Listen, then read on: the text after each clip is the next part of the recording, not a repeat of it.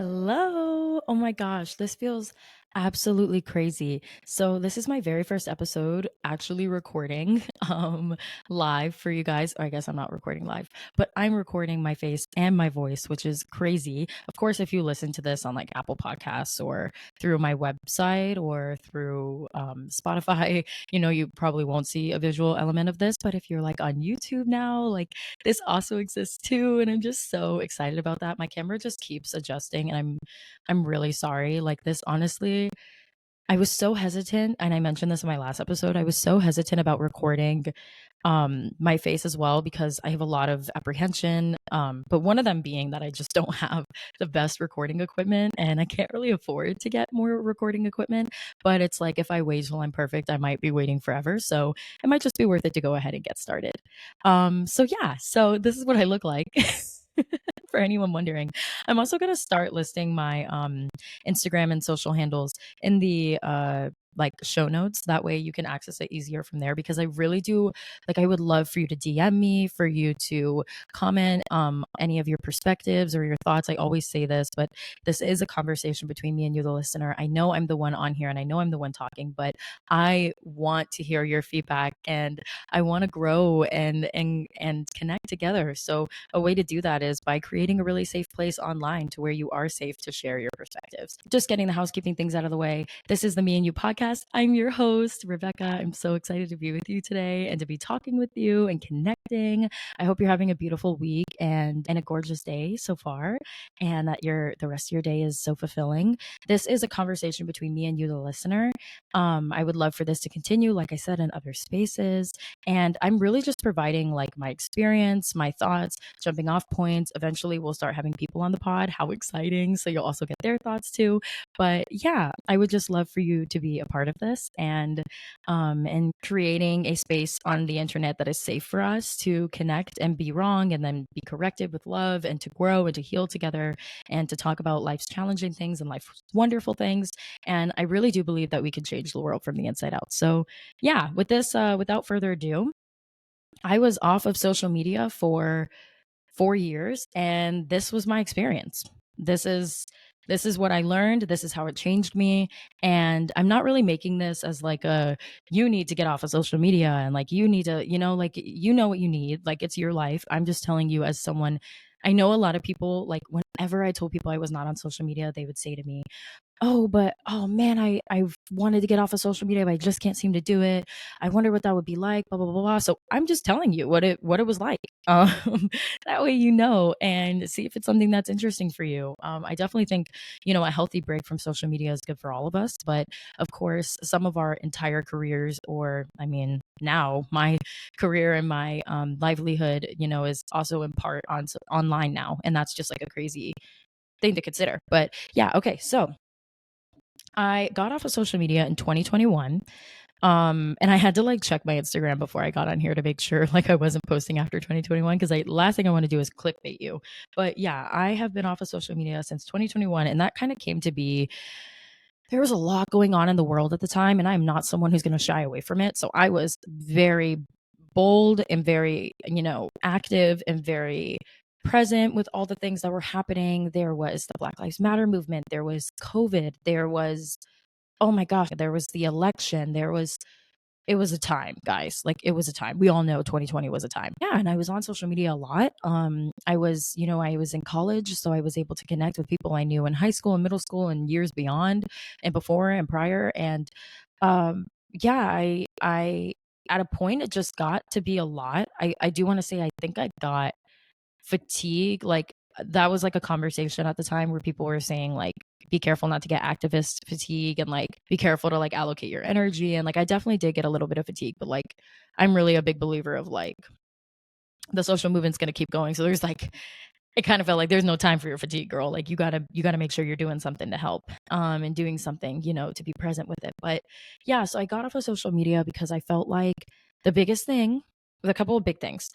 I felt like I was stepping out of who I actually was. And what I mean by that is that I'm the generation that social media like really took off when I was hitting puberty. Like Instagram is like part of my childhood and upbringing. At the time, there was no other generation that had ever experienced that in the span of human history. So, what I mean by that is that we were navigating this entirely new online social landscape, and we were all raw dogging it. We were all figuring out like what this is. Do you let your kids have an email? Do you let your kids have a Facebook? Do you let your kids have a Instagram? Do you let your kids have a YouTube? Like all of these things were so unregulated. Like YouTube back in the day was a crazy place. Like it was just so crazy. So yeah, I was that generation where like I was the generation like just after MySpace, basically, where like MySpace started to like kick in. Like I was like just after that, and like Facebook started to kick in, but things weren't really the way they were until Instagram came into the game. And like that's just how it was for me. I don't know if it was different for other people, but like once Instagram came, it was really like this place where people were they had to come on and show such a fine-tuned perfect version of themselves. And you know, if that's not your experience, then fantastic, but a lot of people do say like that is their experience, where they feel like they have to go on Instagram and like it's a highlight reel. And yeah, so that was a part of my upbringing. I only had a few years prior of like memory of what it was like to not be on your phone all the time. And I just felt like I wanted to experience that. I just wanted to experience what my life would be like without being attached to my phone. So there was that. There was also like, obviously it took me away from feeling present, all of that, but there was also this like need, the comparison and like the comparing my body, comparing my photos, comparing my poses, comparing my acne, comparing my hair, comparing the shape of my nose, like everything. And like I would take a picture and think it was beautiful. And then I would look back at it and think it was so ugly because I would compare it. And like I have photos of myself from that era where if you had asked me if I thought I looked if I was at my desired weight in those pictures, I would have said no. At the time, I would have said, "Oh, I can't post this because I look too heavy in it." Is like what I would have thought at the time. Looking back on it now, I'm like, "Oh no, I was so skinny. Like I was so out of the perception of my actual body and being because I was comparing myself to like other, influencers that are like stick thin, and like not that there is anything right or wrong with being stick thin. I don't believe bodies can be wrong. It's more so like invalidating my actual like the way that I really looked, and not even having a clear perspective on the way that I really looked because I was comparing it to other people that I don't even know, that live somewhere else, that do something else, that have different genes, that have different work, that have different all the things.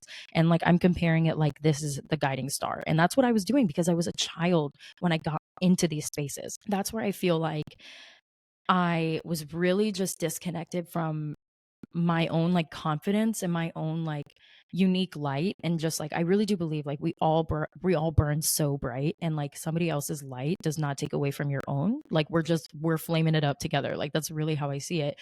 But I was really disconnected from that at the time. So I felt like I wanted to reconnect to that. So there was that component. I also felt like I was forcing friendships that I wasn't entirely interested in keeping, but I felt obligated to keep because it felt like removing them as a follower or unfollowing them. And I don't think at the time muting existed. It felt too harsh to unfollow them. So I didn't want to do that. But like there were people I was ready to shed, but I felt like I couldn't. There was just so many things. Like it carried so much baggage that I was like, I wonder what this would be like without it. So that's why I got off of Instagram and Snapchat, because I felt like Snapchat was a similar thing where I was like maintaining communication with people that I wasn't really interested in maintaining communication with. No hate. Like it's not like I hated this person or hated these people. It was more so just like lovingly being able to realize that we've outgrown each other, but because of this online thing that keeps us connected, I feel like I have to stay connected. And I don't want to hurt your feelings by just being very matter of fact that we are different and there's no need to continue this friendship. Personally, like not in a hateful way at all, like all the love, like all the success, all the growth, I'm wishing it for you. And you're not someone that I want to have in my main circle, but I feel like I can't communicate that. At the time, I totally was not at the emotional maturity to communicate that. And I felt like unfollowing, like I said, anything like that was too harsh. So there was that component. There were so many things that led up to it. I hope that you see that it's really like, it wasn't just one thing, it was like a compounding force. The first thing I got off of was Twitter, because Twitter was Twitter was elevating me in a way that was not healthy. Like, I elevating in the sense of like literal like my blood pressure. Like I was getting so I mean, the second I opened my eyes, I would go on Twitter and see the fate of the world as just a damn mess. And it was so overwhelming. And it's not that I'm advocating for like shutting that off and being like shutting it out and being like, I'm just not gonna like hands up, I'm not gonna look at any of that. Like, that's not what I'm saying. I'm more so saying that like it was so overwhelming, the information that was being spread on Twitter. Like on Twitter, for me, my experience was a place where like there were funny memes and there was also like major people getting canceled. You're able to see your favorite influencer and like a political figure you fucking hate, and crazy statistics and crazy research, and then also like misinformation, and you're able to see like a like there was just so many different things, like also like pornography was on Twitter, but then like also like children being bombed was also on Twitter. Like it was just like a crazy place. And I know places like that still exist on the internet. That's not like I'm not really making a take on that. I'm more so saying that it was just like so overwhelming for me to wake up and see that right away every day. And it wasn't that I just wanted to get away from being educated. I want to be educated. I want to be involved, but I need to be clear headed about it. And I need to not be like, I don't know, there was just too much going on and too much being thrown at me at once. I needed to, that I was not totally checking the information for. Okay, so this is what I mean is like I would see, let's say like a headline about something, and then someone would retweet it, and I would retweet it because I'm like, okay, well, I respect my friend who retweeted it. So even though I didn't do the research to verify to fact check this, I trust my friend. So I trust that my friend probably did the research to fact check this. So I'll go ahead and retweet it. But it's like that person was doing that for the person they retweeted it from, and so on and so on and so on. And it was creating for me, I was feeling disconnected from being educated, and I wasn't doing my own research. And once again, this isn't because I'm like everything online is a lie or that I'm saying everything online is the truth. And I'm not trying to make a stance like that. I'm more so saying that like the way I was using being online, specifically Twitter, is I wasn't doing adequate research to back up the things I was seeing. I was just believing it right away. And it may have been true. That's the thing, is like go do your quick research and then you realize it's true. And now you can really stand on that. But sometimes I would retweet things that didn't end up being true and I was misinformed. And I just wanted to be more educated. So I wanted to kind of take that into my own hands. So that's why I got off of Twitter, which thank God I did, because the turns that Twitter has taken now, you will never see me on there again. Like personally, I will not be getting back on that app ever again. And I don't even, I guess it's not even called Twitter anymore. I guess it's called something else. But that was the first thing I got off of. And it also helped that at the time, my boyfriend got off of it at the same time. So we were on the same wavelength. We were both like, okay, you know what? We're going to take this information into our own hands. We're going to do our own research. We're going to make sure that we're educated on the news and staying political and staying engaged. I'm not just going to believe anything I see just because it's somebody I respect reposting it. You know, I'm going to challenge myself to do my own research. At the time I was also taking a political philosophy minor. I had really wanted to minor in political science, but I didn't have the something like with my financial aid and the amount of credits, like it wouldn't cover that many credits, so I did the political philosophy minor instead. And I was taking a lot of classes on like how to communicate with people who think differently than you, which holy shit was changing my life and the way that I communicated. And it was called like reasoning and critical thinking or something like that. And in the class, my teacher would talk about like, yes, we are all people with differing opinions, even on this, like, you know, in this class, but like, you'll find that like sometimes people really are willing to change their mind. They're not willing to be pushed and shoved into changing their mind. And that was a big lesson for me because I could have been known to be perhaps a little bit aggressive in the past. And I was finding that that wasn't getting people to see my point of view the way that a collected head and clear, stated, streamlined, researched material would.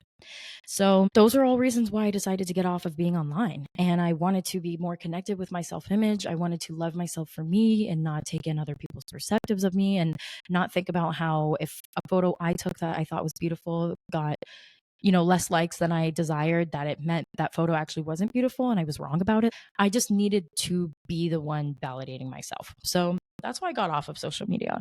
And I want to talk about my life when I was on social media versus when I got off of it. And I feel like I kind of did get into that a little bit, but like just to kind of expand on like, I was chronically online. Like my screen time was probably like 13 hours a day, upwards 13 hours a day. I had all the apps. I did all the things. I was on there all the time. I had streaks on Snapchat that lasted like 100 days. Like I was just very, very much online, and I felt like I had the whole world of depth of knowledge at my fingertips, but I wasn't using it for that. So once I got off of social media, I was able to really slow down. Like at first I missed it so much, and it felt like moments that I had, beautiful moments, anything like that. It just didn't feel like it really existed without documenting it and putting it somewhere for people to see. So I kind of had to adjust to that. And it was a big adjustment period. I don't really remember now how much of an adjustment, how long that adjustment took, but it was some time. Like it was a really weird feeling. But I knew I needed to see it through, and I knew I needed to keep going. And at first, when I got off of social media, I also want to say this, I didn't have the intention of like being off for 4 years. I kind of was like, okay, I'm going to take a break from social media and then I'll just come back when I'm ready. I mean, I did indefinitely delete my Twitter, and I did indefinitely delete my Snapchat. But for Instagram, I just deactivated my account and was like, I might return to this down the road. And I was also surveying how like independent artists were able to use their online persona and online content to further their career. So like I was taking note of that like one day if I want to put work into the world, like this is probably the way I'm going to have to do it. So I don't want to get rid of my Instagram, but I definitely want to be off of it for a very long time. And that was kind of my goal. I had no like end sight in mind. Like I was kind of just like going to do it for the foreseeable future. And then I just ended up really liking it. And then years went by and I was like, I don't think I'll ever get back online. Of course I got back online because I started a podcast, and I literally got back online like a few days before my podcast aired, because I just was trying to run out the clock as much as I could, because I really just didn't want to get back online. But I did recognize that like as an independent creator, you do have to have an online presence if you want people to be able to gravitate to your work and you want to put your work into the world. So that's hard, but yeah. So, first thing I noticed, my alone time drastically shifted. It was like I just didn't know how to be bored. I didn't know how to sit and do nothing. I still struggle with that, but like now when I'm in line at the store, or I'm waiting at the doctor's office, or I have a brief moment between a conversation with someone, I stopped reaching for my phone as a way to fill those micro moments, and I started just being present with it, even when it was really dull. And it was really understimulating. Like, I won't lie. Like, I was really bored, but I felt like I had to be, and I had to see that boredom through, and to understand myself more, and to understand what I do want to gravitate to, and, let moments be quiet so that I can let my brain rest before the next thing. I was very go, go, go, go, go at the time. And being on your phone and being online is a part of that, because it's like once a conversation ends in your face, then you go onto your phone and you log into this next conversation, and everything is just keeps moving. So everything drastically slowed down. My alone time, like even like when I went to the bathroom and I was in the bathroom for an extended amount of time, like I had to bring like a book in there, because I was like, what am I going to do on my phone? I want to let you know I did still have a YouTube, and I wasn't creating content, but I was like, I would watch YouTube videos, you know. At the time, YouTube Shorts didn't exist, so I wasn't doing that. My alone time just had to start to be filled with boredom or my passions, or I mean, I'm sure other things, but I did start to read more, which I wasn't someone who really read a lot. I started to journal more. I started to talk on the phone with loved ones more. And then I started being bored more, which being bored is so hard for me, because my brain, it's almost hard for me to go see movies, because I feel like I can't sit in my seat long enough. I feel like I'm constantly fidgeting, and I want to check my phone, and I just have a hard time sitting still. So that was quite intimidating for me. But over time, when I stuck with it, it really did prove to be enriching, and it really did change how I move.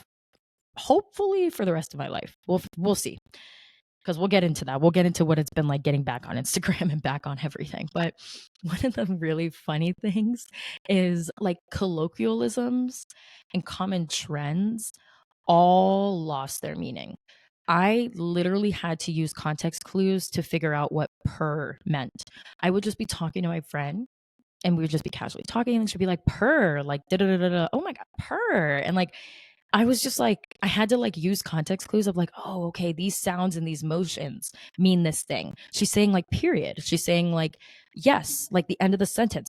Ma'am, that makes sense. Like I had to I just think that's so funny because you don't really think about it until you get off a line, but like you don't these colloquialisms that people use, like slang and stuff like that, you don't learn about it unless you're talking with someone physically. And same with like trends. Like you'll be online and social media will convince you that this trend is like the biggest trend and everybody's wearing low-waisted jeans and they're styling it with this and this and it's like it's such a look and all the creators down your feet are doing it. But then like you walk into a Walmart or you walk into like a Whole Foods or you walk into like a Starbucks, maybe not a Starbucks because that's a trendy place, but like you just walk into like a Home Depot or a bookstore, and people are like, they're kind like, you don't really notice those trends unless it's something huge that everyone is doing. And there were things like that. There were things that were so huge that you could see it like when you went out in public, but like many, many, many things online that were like the biggest trend and like this is the look of the season and like this is what everyone is wearing. Like it actually just like felt like it didn't even really exist. And it kind of helped me realize that like trends kind of don't really exist. Like they do because we make them exist, but they're not intrinsic to this life and they move really fast. And in the real world, when you're going out every day, and you're just seeing people, you're not being online, like they really just come and go and they just don't have any real weight to them. And that was my experience with it.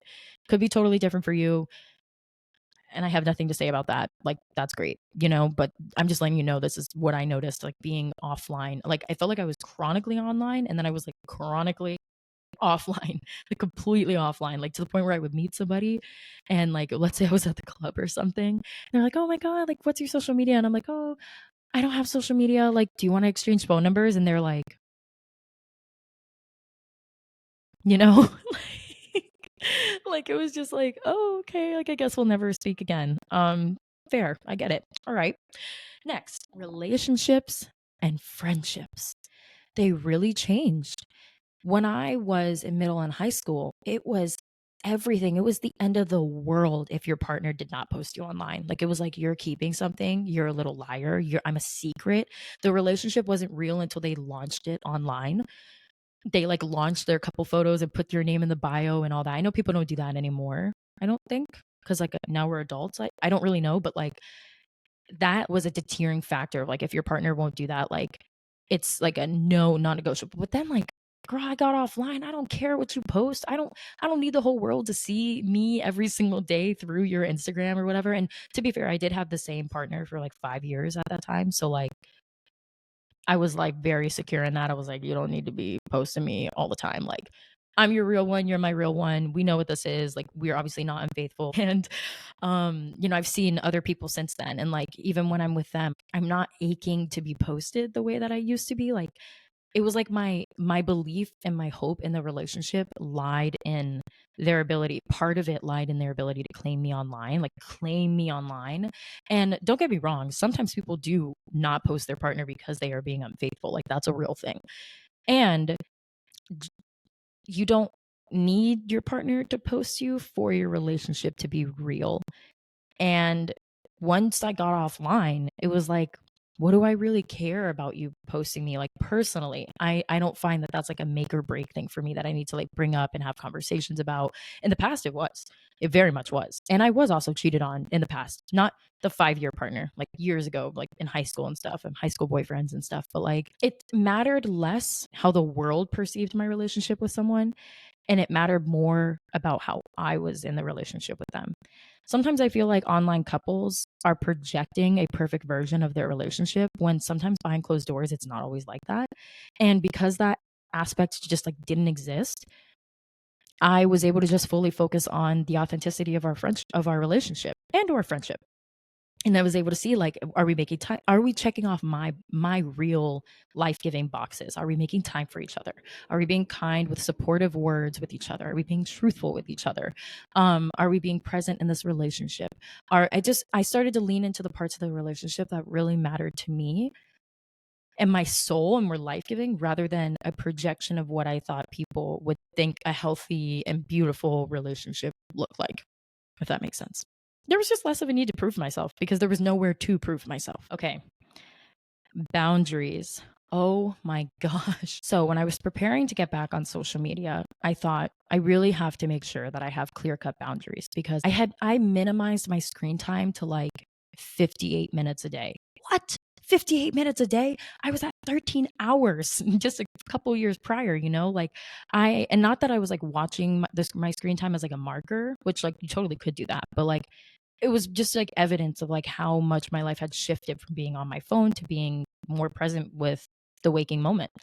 And so when I got back online, I was like, I need to have some boundaries. So I actually have a list here that I made at the time, and I want to share them with you because they might be useful for you to incorporate, or you might want to pick some of them to incorporate. And I also want to reflect on them with you because wow, I was not ready for how quickly I was challenged on these boundaries and have probably overstepped literally every single one of them within the first like week and a half of being back online. So let's take a look at that. Okay, so if you're watching this on YouTube or like you have the visual component present, I'm holding like this is my manifestation journal is what I call it. It's more of like a sacred journal. I want to describe it for the people who aren't getting the visual component. It's kind of like a dedicated journal to like my self growth. Like I do have a journal that I use every day to just like jot down life's happenings, but I do have a more dedicated journal for like, these are my goals, this is my mission, this is my work, like, this is what I'm reflecting on. These are the bigger things in my life. Like, that's kind of how I would describe it. So I did that work in this journal, and this is what it looks like if you're on YouTube. It's just like a cute little Starry Night themed journal. But anyway, I'm just going to go ahead and read it off. I titled it Social Media Mindfulness, and I wrote some questions out. So, how would I like my engagement with social media to look? What is my rock solid self and social perspective? What are some boundaries I can set with social media to protect my peace? And what are some words I can use to love myself through comparison? And I wrote a little like journaling bit, and then I went ahead and answered those. So I'm going to read this journaling bit, which I have no idea what's coming for us right now because I haven't looked back on this in a while. I want to do some mindful journaling around my upcoming return to social media. As my launch date officially grows nearer, I know that I want to have an intentional reemergence to the online world. The other day it dawned on me how close it is and how long it has been. There are many things I want to bring with me as I move through this. Time does not speed up or slow down. It's always the same, and external pressures on my age do not take into account my precious and private journey. I am just enough as I am. That's what I ended up, writing as my little journal spiel beforehand, but I'll go in and answer these questions. Now, once again, when I answer these, they're going to be tailored to my perspective, my experience, and my goals. So don't feel like you have to internalize this as truth for you. If anything, the whole point of this video is that how people lived is not something that you have to take on for yourself. And that part of being on social media is we're going to get to see lots of other perspectives from other people, and that's their perspective. And you can take what works, you can leave the rest, you can choose to do neither. It's in your power. Number one, how would I like my engagement with social media to look? I wrote that I would like to be more creator than viewer. I'm looking to view social media as a business and as a way to form compassionate community. So I plan to remain steady paced, as in there's no rush. I plan to remain researched. I plan to remain genuine and authentic. And I plan to remain responsive and not reactive. And I kind of want to go into these a little bit. So when I say steady paced, there's no rush, I understand that there is such a pressure to post very frequently when you're on social media, especially if you're a content creator. One time I was talking to one of my very wonderful friends about her online presence, and she's awesome. She's fantastic. So I have nothing to say, if this works for her, that's great. And I was asking her, I said, how did you build your following? Because she has so many followers, thousands and thousands and thousands and thousands of followers. So I was like, how did you do that? And she was like, one of the things is posting 3 to 4 times a day. And I was like, hell nah. I let it sit through my whole body. And like I thought in my head, I'm like, okay, 3 to 4 times a day. And I'm doing the math, and I'm like, 3 by 5 days, if I do Monday through Friday, is 15. So I'm just sitting there and I'm like, that is not sustainable for me. And the sort of content I'm creating, that's not sustainable for me. I remember hearing that and being like, okay, I'll do it. And then I was like in the bath a couple days later, and I just said out loud, Rebecca, you don't have to do that. That's way too much work. Like, you don't want to do that. So I'm glad that I had that boundary that like I'm going to be the online world that I wish to see, and the online world I wish to see is not super rushed and fast paced and just forcing out content, which once again, I'm not saying my friend is doing that. She's great and she's doing her thing and she's found her groove. And I love that. I'm thinking about for myself, that's not how I want to be online. And I want to be taking my time and I want to be posting things that are genuine and authentic and that I want to see online. And to do that, I have to take time to capture and edit that. 2, I want to remain researched. I talked about this earlier, but there was a time when I was online where I was just like repeating everything I saw. Not necessarily that everything I saw was bad, but more so just that I wasn't thinking for myself. So I wanted to be more researched when I got back online.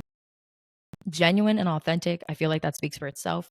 My brand, who I want to be, who I am in my real life is genuine and authentic. That's my goal. I'm not saying I'm always perfect in that, but like I want that to carry with my online presence and how I move online. So I don't really wish to take brand deals or sponsorships that I don't resonate with. That's my goal. I rather work with people and brands and companies that I feel like resonate with my actual message and what I believe in the world and what I want to see in the world, which is hilarious for me to say now because I have like less than 100 followers. So like brands are probably looking at me like, I don't care what you want. Nobody's thinking about you, but I'm just thinking long term. Like if I ever were to get a sponsorship, I would just want it to be authentic. I want to remain responsive and not reactive. Once again, there was a time where I was on social media and I was very, very reactive to everything that I saw. And I wasn't giving it time to properly think about it or to properly research it before, or like vet it, like just like vetting it before I reposted it. And now I just wish to respond over react and be a little bit more collected, you know? Number 2, what is my rock solid self and social perspective? That I am and have always been just enough as I am. The world is more good than bad. I am well intentioned and deeply caring. I will make a difference. My view of myself matters more than anyone else's. And differences are an intrinsic part of life. I feel like all that pretty much speaks for itself. Number 3, what are some boundaries I can set with social media to protect my peace? So I answered to that. I want to focus on connecting and reconnecting with myself and nature at the start and end of the day. Not everything requires a response. I want to shower, take baths, eat meals without going on my phone. So the next part of, this conversation, I'm going to get into how these boundaries, how quickly I fell off of these boundaries is absolutely crazy. My real goal is to be able to wake up and connect with myself and the world, like the outside world, before I connect with the online world. It's a hard one, but I think it's a really good one. Number 4, words to love myself through comparison. The brightness of someone's light does not dim my own. Comparison shows me what I want or what I once wanted. Happiness for another is really freeing, and I am on my own divine and precious journey, and so are others.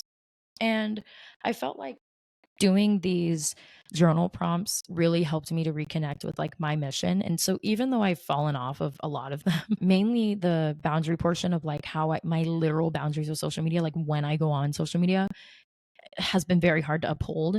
I'm so glad that I did that practice because it's something I can return to and see like this is who I was before I reemerged online. And I know I was so connected to myself at the time. So I can use that as an anchor. And that's really what it has been to me. Speaking about these boundaries that I wrote, what I have found the most difficult to uphold is waking up and going right on my phone has been so challenging. I know. Okay, so I know I wrote on that. I don't want to go on my phone when I shower. And you're like, what? Like, are you in the shower on your phone? Which, yes, back in the day I was, but not recently. More so like as soon as I step out of the shower, I pick up my phone right away. And it's like, I don't need to shower with my phone in the room. I can keep my phone in my bedroom and go shower. Like, I can detach from it. And like, I like just think about how much throughout your day you carry your phone in your hand.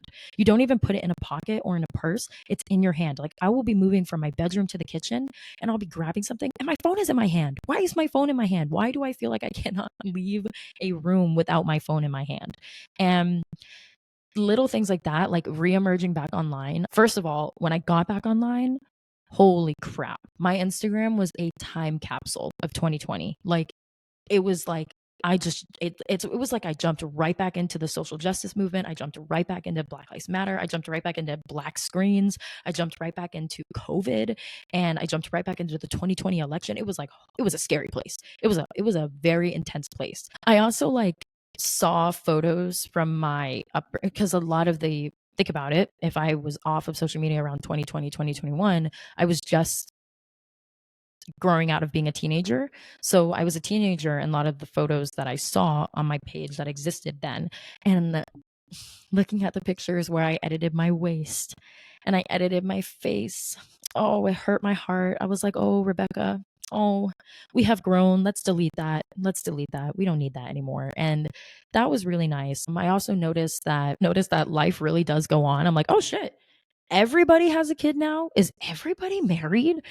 It was such a weird feeling, which I feel no pressure to do any of that. One day I'll have kids, one day I'll get married. I know that, but right now I'm very much invested in the life that I'm creating for myself because I want to have a beautiful life to bring kids into when I'm ready down the road. But it was really interesting seeing, like, oh shit, that girl from high school, she's married, she got kids now. What? Are we both 25? Like, why do I feel like you're way older now? That's a crazy experience. So yeah, those boundaries were hard to uphold. They still are hard to uphold, but the biggest thing is like the comparison stuff has been a beautiful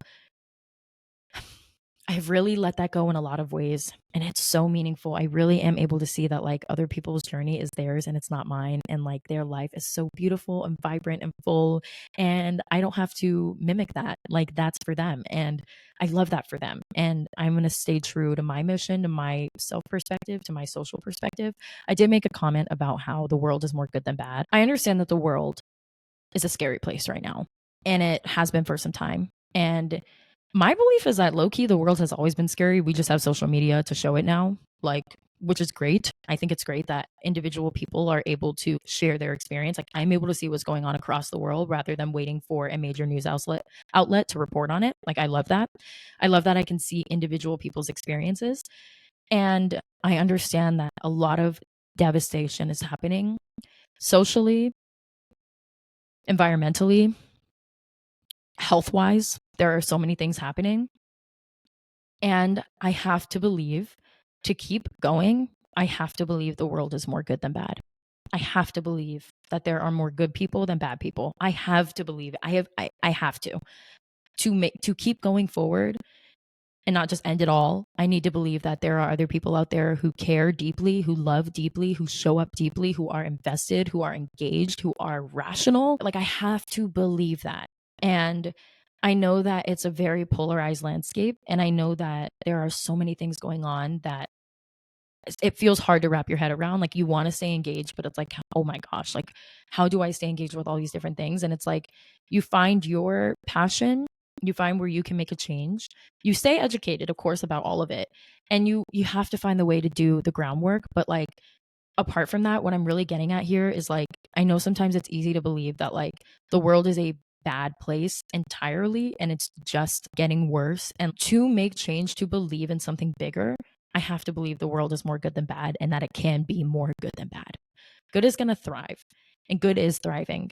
And find the places in your life where good is thriving, because yes, stay educated about the hard things going on and connect to where the good things are thriving too. So that is what I've learned from being off of social media. That is what I'm taking with me as I move into social media. And, maybe we'll check back in a couple months and see how I'm doing. But that's how being off of line and being off social media has changed me. And I really think it changed me for the better. So, highly recommend. Thank you so much for joining me. Thank you so much for being a part of this conversation. Like I said, nothing I said here is law. This is just my opinion. I am a tiny speck of sand on a beach of an entire, beach of people. So take with that what you will. Know that my opinion is just not the end all be all, and that also I have a valid experience because we all have valid experiences. So thank you for listening. Thank you for being here. Please, if this show is doing something for you, if it's connecting to you, it is so painful for me to plug and ask for your support. But at the same time, I know that like the only way for more people to see this is if more people share it. So please, if this is doing something for you, please share it with someone you love. Please leave a review.